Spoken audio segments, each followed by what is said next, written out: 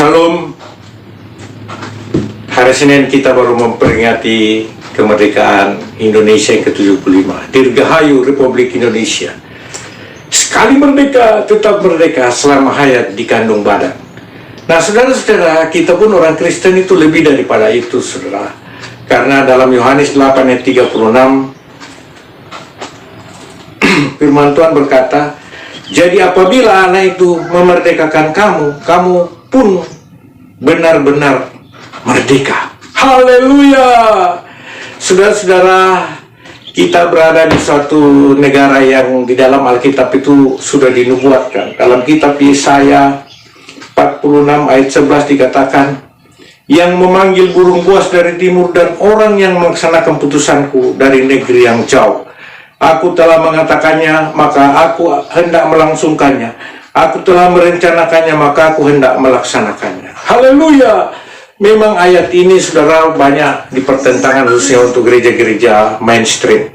Tapi kita percaya sebagai gereja karismatik, apa yang ditulis Tuhan melalui firman-Nya di dalam Alkitab ini, itu akan terjadi.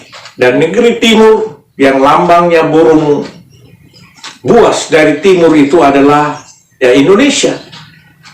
Indonesia akan dipakai Tuhan karena kita ini adalah suatu bangsa multi etnik. Tidak ada di dunia yang sukunya sekian ratus, saudara, bahasanya sekian banyak, tapi kita disatukan dalam satu lambang Bhinneka Tunggal Ika, berbeda-beda tapi tetap satu. Dalam Yesaya 46 ayat 11, maksud saya Yesaya 42 ayat 10, firman Tuhan juga berkata bahwa nyanyikanlah nyanyian baru bagi Tuhan dan pujilah Dia dari ujung bumi. Baiklah laut bergemuruh serta segala isinya dan pulau-pulau dengan segala penduduknya. Jadi negara yang pertama di Indonesia yang terdiri kepulauan itu adalah Indonesia. Walaupun kemudian banyak negara yang muncul kemudian, tetapi pulau-pulau yang bersatu menjadi satu negara itu di dunia yang pertama itu adalah Indonesia. Nah, saudara-saudara, tahun 2001 saya mengikuti suatu seminar pertemuan gereja internasional yang dilaksanakan di Gereja Betel Indonesia Jemaat Betani di Geraha Nginden, Geraha Betani di Nginden, Surabaya.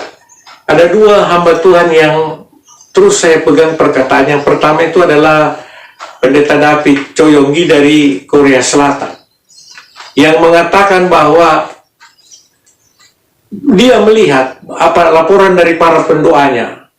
Dan kita tahu bahwa gereja yang dipimpin Pak David ini adalah gereja yang terbesar di Korea Selatan dan mempunyai pendoa-pendoa yang luar biasa radikalnya. Mereka berdoa 24 jam dalam sehari sudah bertahun-tahun. Di Korea Selatan sebenarnya kekristenan itu hanya sekitar 29-30%, saya baca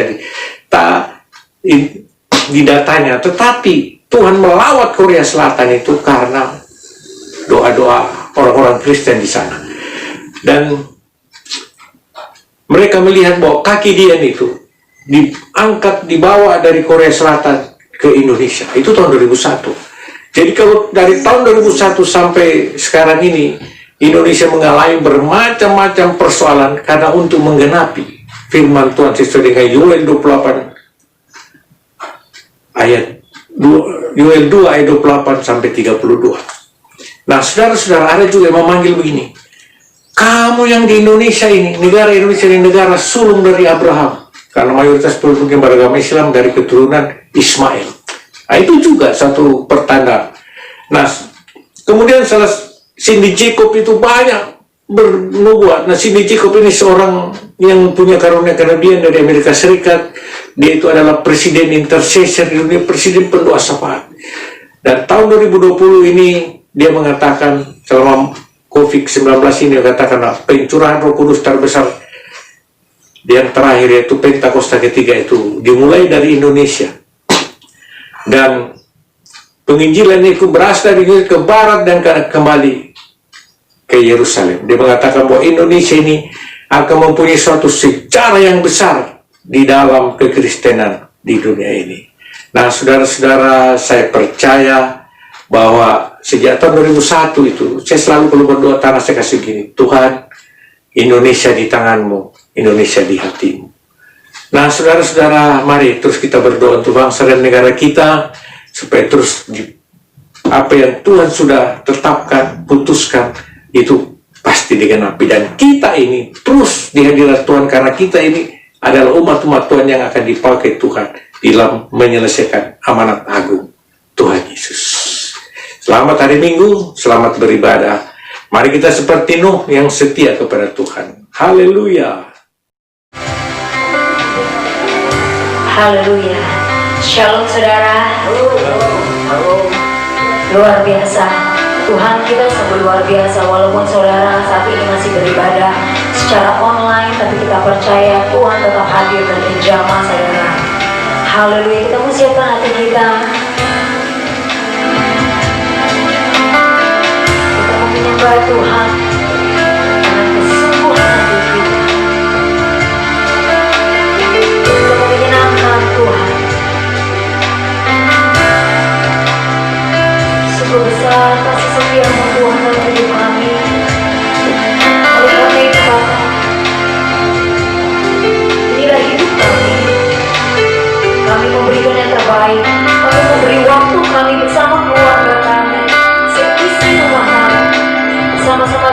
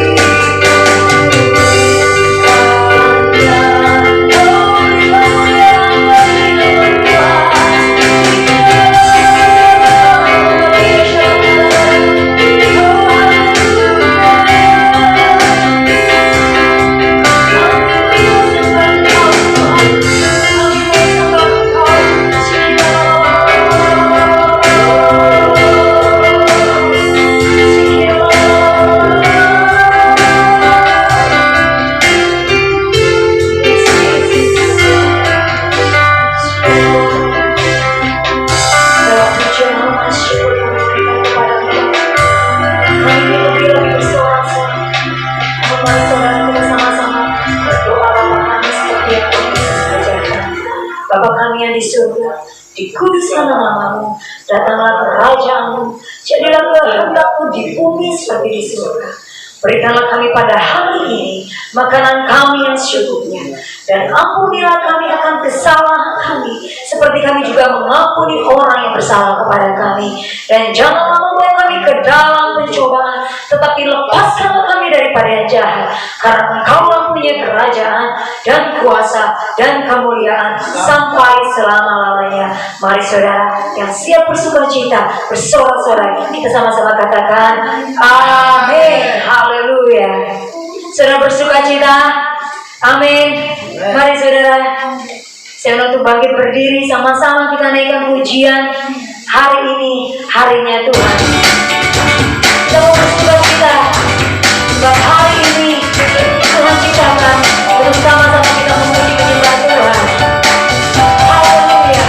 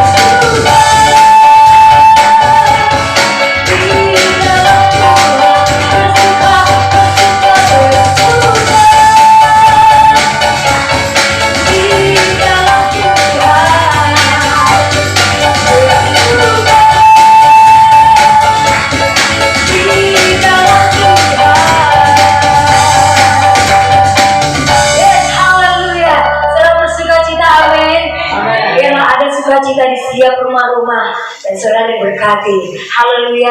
Kita mau siapkan hati kita saudara mendengarkan kebenaran firman Tuhan. Biar firman Tuhan boleh menjadi kekuatan yang baru buat kita. Haleluya. Mari sama-sama kita naikkan pujian. Biarlah hanya Yesus Tuhan yang memberi kekuatan, memberi kemenangan.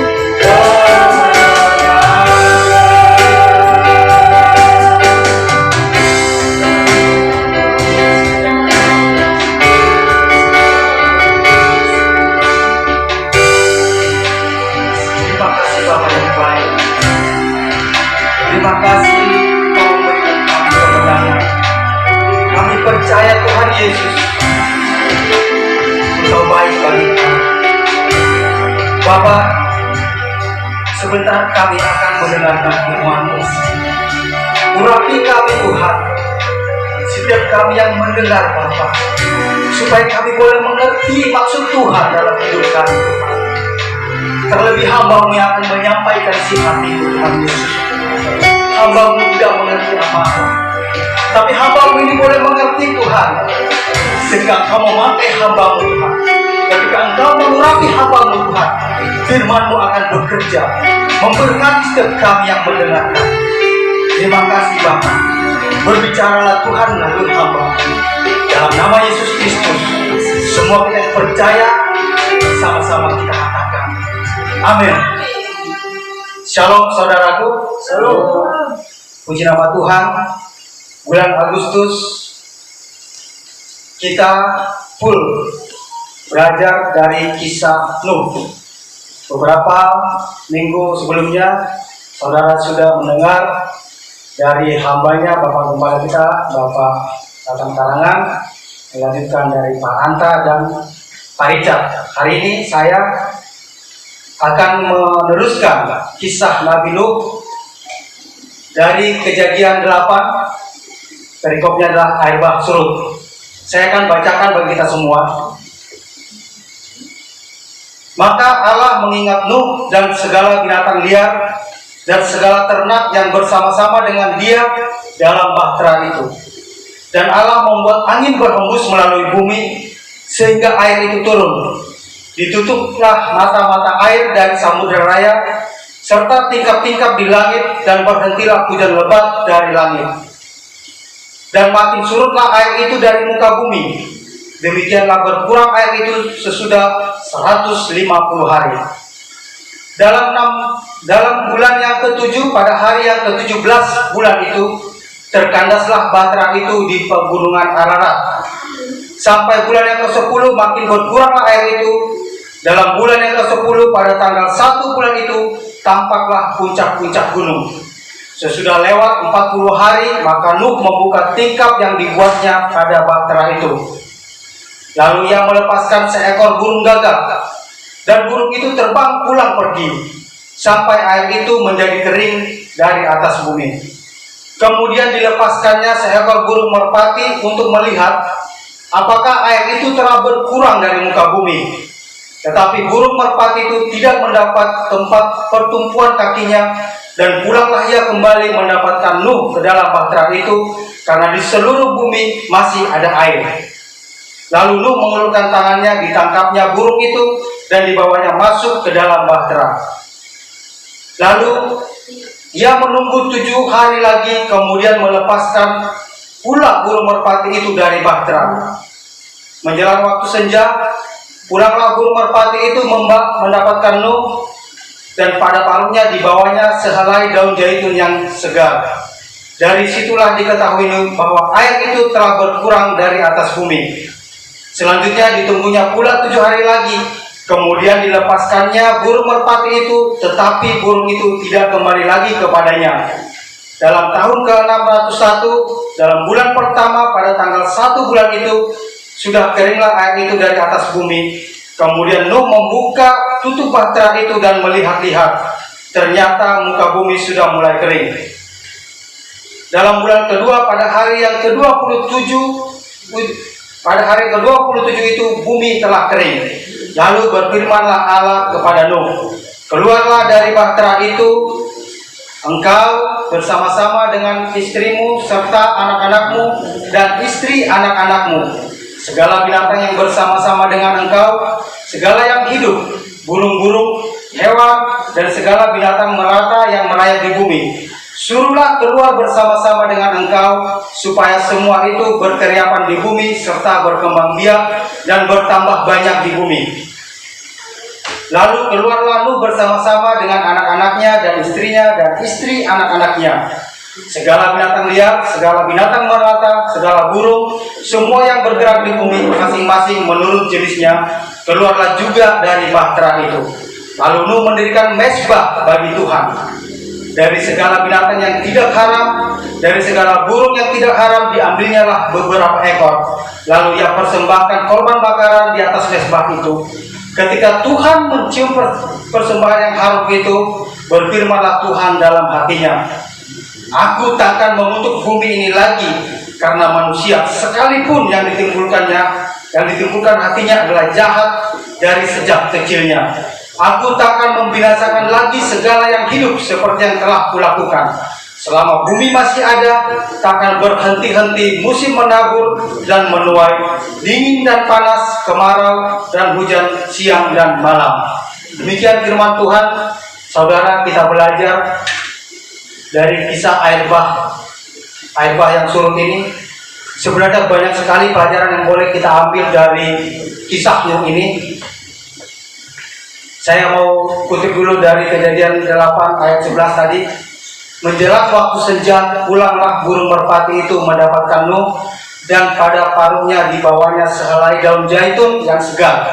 Dari situ diketahui Nuh bahwa air itu telah berkurang dari atas muka bumi. Saudara, beberapa hari mereka ada dalam perahu, tentu sudah mulai bosan. Banyak sekali kejadian, pasti mereka memiliki kerinduan kapan air ini surut.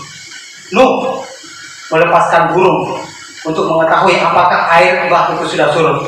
Sangat menarik juga saudaraku, bagaimana Tuhan ketika memimpin Nuh dan hewan-hewan itu masuk ke dalam bahtera keselamatan. Nuh juga melakukan apa yang diperintahkan Tuhan, karena Nuh sebenarnya tidak tahu kapan waktunya, tetapi dia turut saja bagaimana dia membawa binatang-binatang itu boleh masuk, membawa istrinya, membawa anak-anaknya ke dalam bahtera itu. Pada Kejadian yang ke-8 juga, pada waktu air bah sudah mulai surut, Nuh dan keluarganya juga ingin cepat keluar. Mereka juga masih setia menunggu perintah Tuhan. Ketika Tuhan suruh keluar, barulah mereka boleh keluar. Saudaraku, gambaran ini juga kita alami saat ini Tuhan. Nah, saudaraku, hari-hari ini kita juga mungkin mengalami pandemi, ancaman, resesi ekonomi. Kita bertanya-tanya kapan ini segera berakhir. Kita nggak tahu. Tetapi melalui kebenaran firman Tuhan, melalui kisah Nuh, kita belajar juga bahwa pandemi ini akan berakhir. Resesi ekonomi pasti akan berakhir. Kita hanya bisa berpegang pada firman Tuhan. Kita percaya bahwa ini semua akan berakhir. Saudara, kita harus mengerti firman Tuhan. Kita harus jadikan firman Tuhan itu sebagai penuntun seperti Nuh yang lakukan. Bukan sebagai pendukung, tapi sebagai penuntun, supaya firman-Lah yang menuntun kita dalam melewati masa-masa sulit saat ini.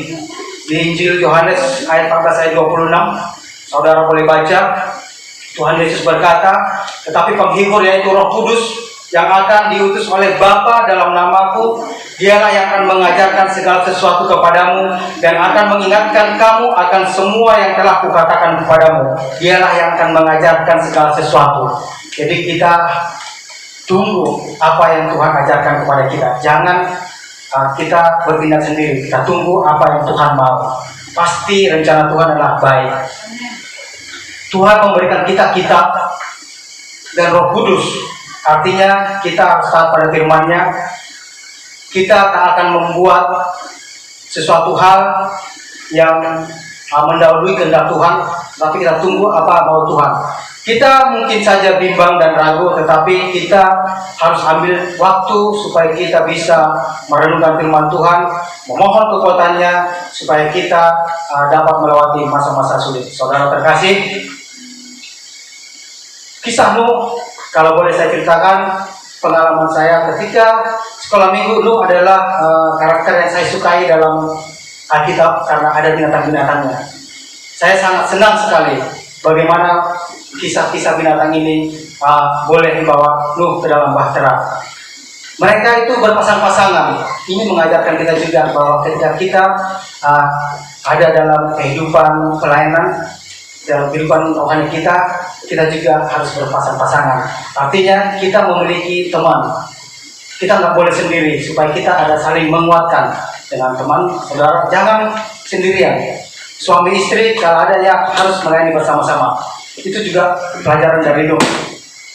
Kemudian kita juga belajar. Pada saat itu hanya ada satu bahtera yang kuat. Saya percaya pada saat itu banyak sekali kapal-kapal. ada kapal-kapal lain pasti, tetapi semuanya itu hancur. Artinya pasti pada saat itu dasar sekali air bah itu. Jadi semua kapal itu tergoncang, kebolak-balik. Bersyukur Nuh mengikuti perintah Tuhan bagaimana dia membuat perahu itu, sehingga perahu itu kuat menghadapi segala hantaman dan perahu itu menjadi selamat. Saudara terkasih, kita juga akan belajar juga dari kisah Nuh ini. Ketika Nuh keluar dari bahtera, pertama sekali yang dilakukan adalah mendirikan mezbah bagi Tuhan. Kita belajar dari sini juga, saudaraku. Begitu kita melewati masa-masa sulit, kita harus langsung ingat Tuhan. Jangan yang lain-lain, saudara. Seperti Nuh langsung mendirikan mezbah bagi Tuhan. Kemarin pengalaman saya juga, kami nonton TV, kebetulan di rumah ada film yang judulnya 33. Itu menceritakan tentang 33 penambang yang terjebak di tambang di sekitar negara Chili. Ceritanya seperti itu, saudara. 33 orang runtuh, ketutup. Mereka ada di kedalaman lebih dari 700 meter. Tidak ada harapan. Di sini terjadi situasi yang sama kita lakukan saat ini, mengajarkan kita semua juga. Pada saat itu mereka hanya punya bahan makanan untuk 3 hari, 30 orang, 30 hari. Setelah itu mereka akan mati kelaparan, terkubur hidup-hidup. Salah satu dari yang 33 orang itu adalah ahli keselamatan. Dia bilang, saya yang merancang keselamatan di tempat ini, saya bertanggung jawab pada keselamatan kalian semua. Saya tahu bahan makanan kita hanya cukup untuk 3 hari. Setelah itu kita akan mati dan terkubur hidup-hidup. Mereka yang di atas tidak akan bisa mencapai ke tempat kita ini karena jauh, 700 meter. Bisa jadi kalaupun mereka mencari kita, biayanya akan besar. Pemilik tambang ini pasti tidak mau melakukannya. Dan kalaupun dilakukan, 8 tahun baru bisa mencapai tempat kita ini. Itu kata dia. Tetapi ada satu orang juga yang berpikir positif. Dia mantan militer. Dia bilang, saya tahu, tetapi saya percaya kita semua akan keluar dari sini. Saya percaya kita akan selamat dari tempat ini. Tidak ada satu orang pun kita yang mati, katanya. Jadi dia memiliki harapan. Sama seperti kita saat ini, saudaraku. Ketika kita merasa putus asa,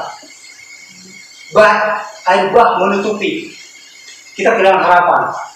Kita harus punya pegangan satu, yaitu firman Tuhan, bahwa kita akan diselamatkan. Itu pegangan kita. Dengan itu mereka kuat. Para penambang ini terjadi apa yang kita alami. Ada yang mulai stres ketika hatinya dibesarkan, dikasih pengharapan, memang bersemangat, tapi setelah beberapa hari ada yang akan bunuh diri. Ketika mereka makan terakhir, di situ dikatakan dia adalah sabar. Jadi setelah ini kita akan mati semua, ini makanan terakhir. Mereka berdoa, Bapa kami.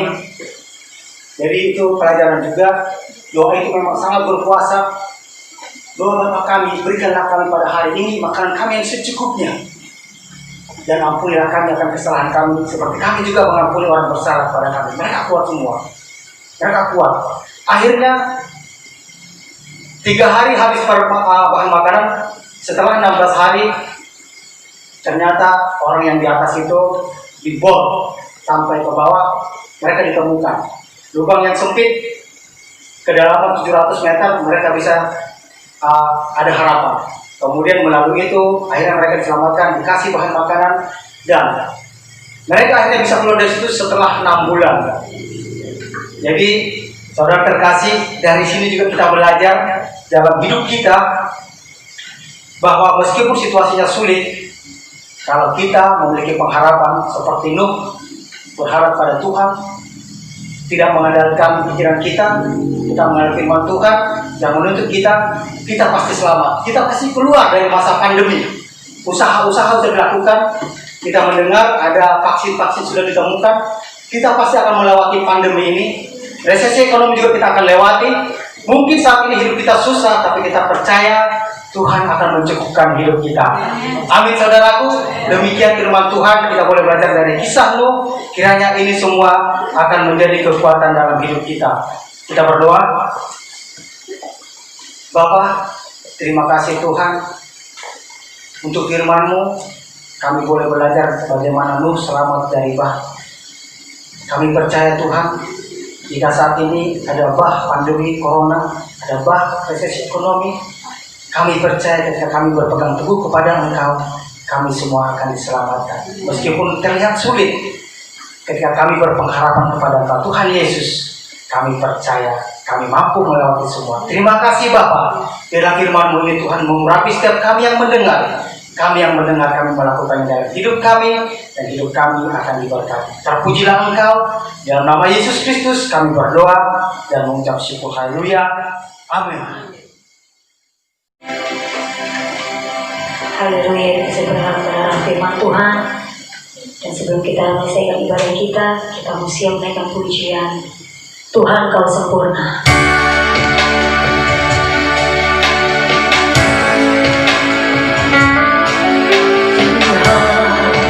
Kau sempurna dalam rencana-Mu dan karya-Mu. Ku serahkan hidupku, murnikan dengan-Mu.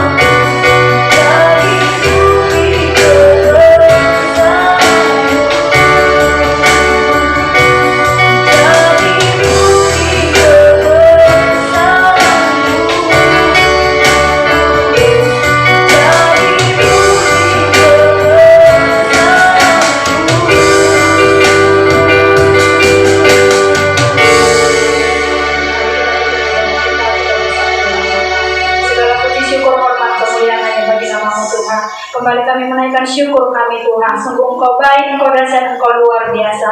Terima kasih Tuhan Yesus untuk kebenaran firman-Mu Tuhan. Kami dikuatkan, kami diteguhkan karena kami memiliki Tuhan pengharapan di dalam kebenaran firman Tuhan. Ajar kami untuk terus berharap Tuhan. Dan ajar kami Tuhan untuk terus berjalan seturut dengan kebenaran firman-Mu Tuhan. Karena kami percaya satu hal, ketika kami hidup di dalam kebenaran firman Tuhan, kami dikuatkan Tuhan. Kami memiliki pengharapan yang datangnya daripada Tuhan. Terima kasih Bapak, terima kasih. Saat kami juga berdoa Tuhan, hamba-Mu yang telah menyampaikan kebenaran firman-Mu. Berkati hamba-Mu Pak Hans Sukape ya Tuhan. Pakai hamba-Mu ini semakin hari semakin menyenangkan hati Tuhan.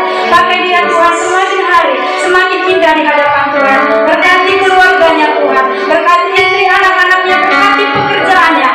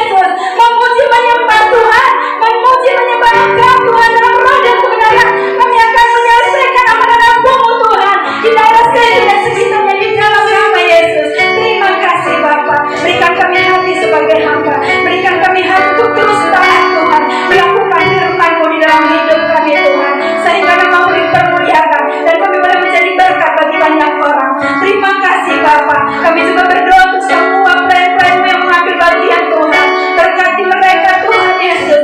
Engkau perhitungkan setiap jerih mereka. Kami semakin hari semakin indah di hadapan-Mu Tuhan. Terima kasih Bapa. Kami serahkan semuanya ke dalam tangan-Mu. Kami juga berdoa untuk generasi kami Tuhan. Bagi generasi Yeremia Tuhan. Kami rindu Tuhan. Ada terobosan melalui generasi ini Tuhan Yesus. Kami akan melihat melalui generasi Yeremia. Banyak jiwa dimenangkan di dalam nama Tuhan Yesus. Kami percaya satu hal Tuhan Yesus. Generasi ini Engkau pakai pada zaman ini di dalam nama Yesus. Terima kasih Bapa, terima kasih. Biarlah segala puji hormat kemuliaan hanya bagi nama Tuhan. Bapa, sebentar kami akan pulang. Kami akan berpisah satu dengan yang lain. Sebelum kami pulang, kami rindu menerima berkat melalui hamba-Mu.